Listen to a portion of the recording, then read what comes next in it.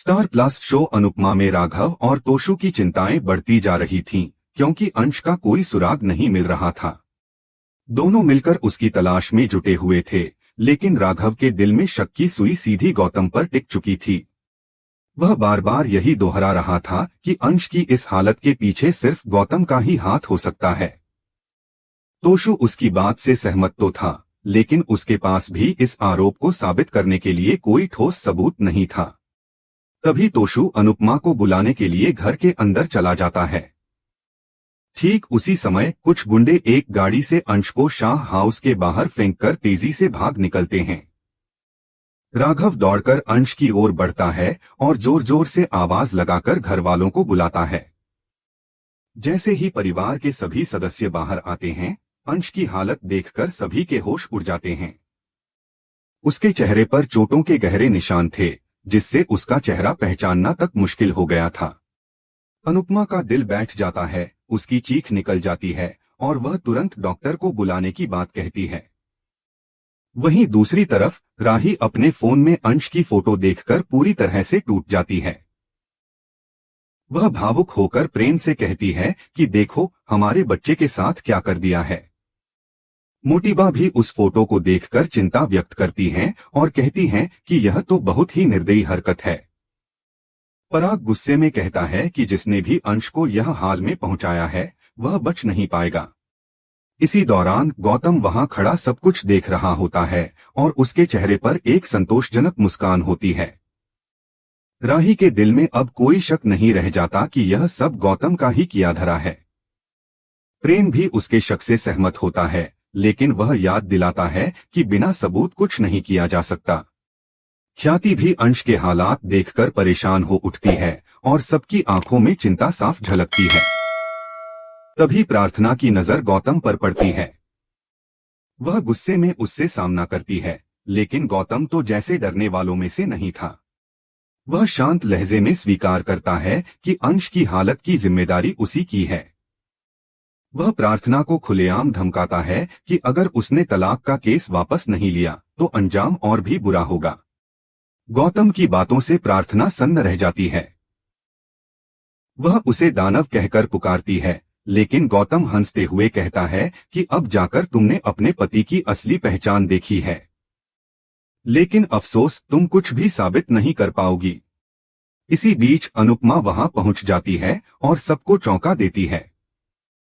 उसकी नजरें गौतम को ढूंढ रही होती हैं और जैसे ही उसकी नजर उस पर पड़ती है, वह सीधे उसकी ओर बढ़ती है।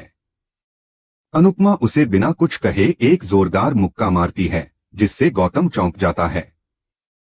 गौतम चिल्लाता है कि पागल हो गई हो क्या? लेकिन अनुपमा चुप नहीं रहती।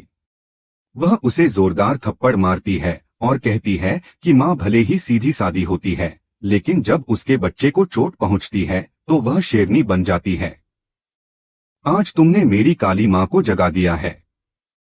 इसके बाद वह एक डंडा उठाकर गौतम पर टूट पड़ती है। सभी लोग उसे रोकने की कोशिश करते हैं, लेकिन अनुपमा का गुस्सा किसी तूफान से कम नहीं था। वह पूरे जोर से गौतम को पीटती है, यहाँ तक कि डंडा भी टूट जाता है। अंत में वह डंडा गौतम पर फेंककर रुक जाती है। प्रेम और राही अनुपमा का समर्थन करते हैं। अनुपमा फिर से गौतम की कॉलर पकड़ती है और कहती है कि अगर मेरे बच्चों की तरफ देखा भी तो मैं तुझे जिंदा नहीं छोड़ूंगी। तभी प्रार्थना भी आगे आती है और बताती है कि गौतम ने उसे भी धमकी दी है कि अगर तलाक वापस नहीं लिया तो सबका वही हाल होगा जो अंश का हुआ है। गौतम खुद को निर्दोष साबित करने की कोशिश करता है, लेकिन प्रेम उसे चुप करवा देता है। अनुपमा वहां से गुस्से में निकल जाती है, लेकिन गौतम के चेहरे पर अब भी घमंड भरी मुस्कान होती है। वह सोचता है कि मुझसे भिड़ने की कीमत अनुपमा को चुकानी ही पड़ेगी। उसके मन में एक खतरनाक योजना पहले से ही तैयार थी। वह अपने गुंडों को पैसे देता है और कहता है कि अनुपमा को उसकी औकात दिखाने का वक्त आ गया है। जैसे ही अनुपमा घर पहुंचती है, उसकी आंखों के सामने अंधेरा छा जाता है। उसे अनु की रसोई से धुआं उठता दिखाई देता है। जब वह दौड़कर अंदर जाती है तो देखती है कि आग ने सब कुछ जलाकर राख कर दिया है। अनुपमा की आंखों से आंसुओं की धारा बहने लगती है। उसकी प्यारी अनु की रसोई, जिसके लिए उसने न जाने कितने सपने देखे थे, वह अब सिर्फ राख बन चुकी थी। सभी परिवारजन टूटे हुए नजर आते हैं और अनुपमा खुद को संभाल नहीं पाती। राघव उसे बताता है कि सब कुछ जल चुका है और अब कुछ नहीं बचा। अनुपमा राख को हाथ में लेकर बैठ जाती है और अतीत की सारी यादें उसकी आंखों के सामने घूमने लगती हैं। वह दर्द से चिल्लाती है, लेकिन उसकी आवाज जैसे शून्य में खो जाती है। अंत में सदमे में आकर वह बेहोश होकर गिर जाती है। दूसरी ओर गौतम अपनी योजना की सफलता पर खुश हो रहा होता है।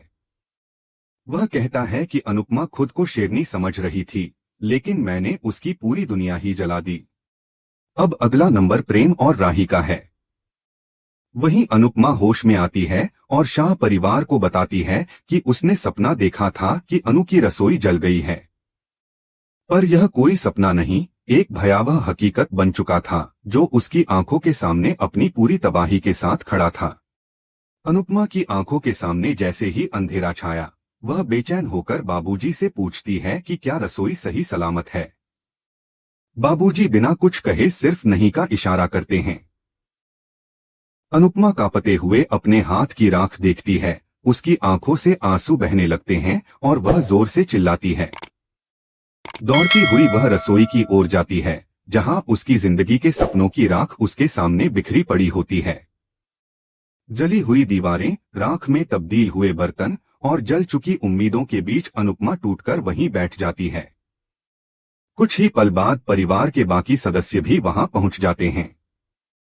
लीला खुद को रोक नहीं पाती और रोते हुए कहती है कि अब तो हम भूखे मरेंगे, सब कुछ खत्म हो गया। किंजल की चिंता उस ओर होती है कि जिनके ऑर्डर पेंडिंग हैं, अब उन्हें कैसे पूरा किया जाएगा। बाबूजी और राघव उसे समझाते हैं कि अब उसे थोड़ा आराम करना चाहिए, लेकिन अनुपमा किसी भी तसल्ली को मानने को तैयार नहीं होती।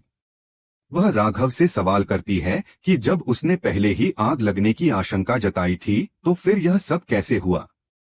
राघव कहता है कि जब उसने आखिरी बार चेक किया था, तब सब कुछ बिल्कुल सही था। लेकिन अनुपमा मानने को तैयार नहीं होती। वह बार बार यही पूछती है कि जब ना दिवाली है, ना बारिश, तो फिर शॉर्ट सर्किट कैसे हो गया।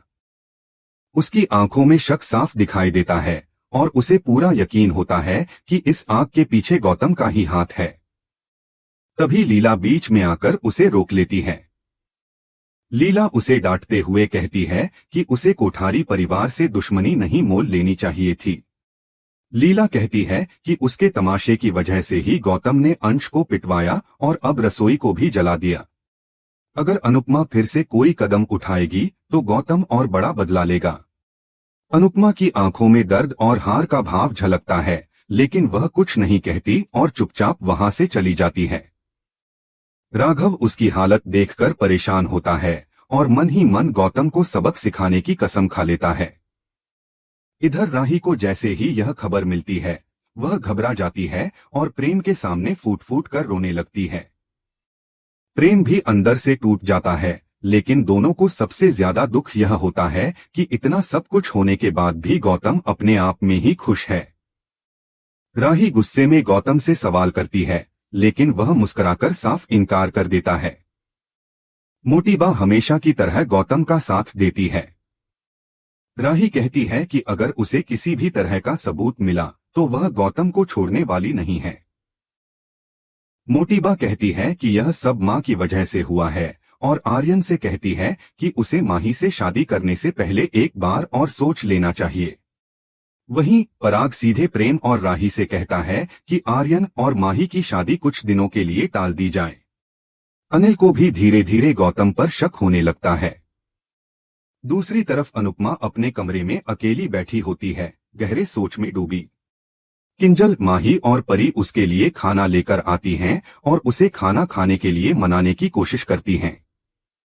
लेकिन अनुपमा हाथ जोड़कर मना कर देती है। वह भावुक होकर कहती है कि अनु की रसोई से न सिर्फ उसका घर बल्कि कई और औरतों के घर भी चलते थे। अब वे सब क्या करेंगी? मेरे एक फैसले का खामियाजा वे क्यों भुगतें? किंजल उसे समझाने की कोशिश करती है, तभी लीला वहां आती है और अनुपमा से कहती है कि वह खाना खा ले। अनुपमा बिना कहे लीला से लिपट जाती है और रोने लगती है। लीला उसकी पीठ थपथपाते हुए कहती है कि अब मेरी उम्र हो चली है, पोते पोतियों वाली हो गई हूँ। जब घर में कुछ गलत होता है तो सबसे पहले डर मुझे ही लगता है। इसीलिए मैंने तुझे गौतम से भिड़ने से रोका था, लेकिन जब मैंने ठंडे दिमाग से सोचा तो मुझे समझ आया कि जब घर में सांप घुस आए तो उसे लाठी से मारना ही पड़ता है।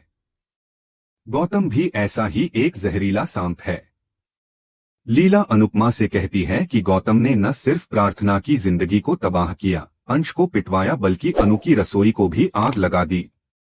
अब अगर वह अपने कर्मों की सजा नहीं भुगतेगा तो अन्याय और बढ़ेगा। लीला कहती है कि उसे पूरा भरोसा है कि अनुपमा उसे सबक सिखाएगी। श्री कृष्ण की तरह जब जरूरी हो तब युद्ध भी करना पड़ता है। लीला के शब्दों में छिपी ताकत अनुपमा के अंदर एक नई ऊर्जा भर देती है। वह लीला के पैर छूती है और आशीर्वाद मांगती है। लीला उसे विजय होने का आशीर्वाद देती है। इसके साथ ही यह एपिसोड समाप्त होता है, लेकिन अगले दिन एक नया संघर्ष अनुपमा का इंतजार कर रहा होता है। वह कॉन्ट्रैक्टर से एक और मौका मांगती है ताकि वह बचे हुए ऑर्डर पूरे कर सके। कॉन्ट्रैक्टर सख्ती से कहता है कि अगर उसने तय समय में ऑर्डर पूरा नहीं किया तो वह उसे कोर्ट में घसीट ले जाएगा। अनुपमा बिना घबराए पूरी ताकत से दोबारा काम पर लग जाती है। वह खुद खाना बनाना शुरू करती है और राघव उसकी मदद करने के लिए तैयार हो जाता है। अब अनुपमा फिर से अपनी रसोई को बसाने और अपने सम्मान को वापस पाने की राह पर निकल पड़ी है। अगर आपको आज का यह एपिसोड पसंद आया हो तो कृपया हमें कमेंट में बताएं, वीडियो को लाइक करें और हमारे चैनल को सब्सक्राइब करना न भूलें ताकि आप ऐसे ही अपडेट्स सबसे पहले पा सकें।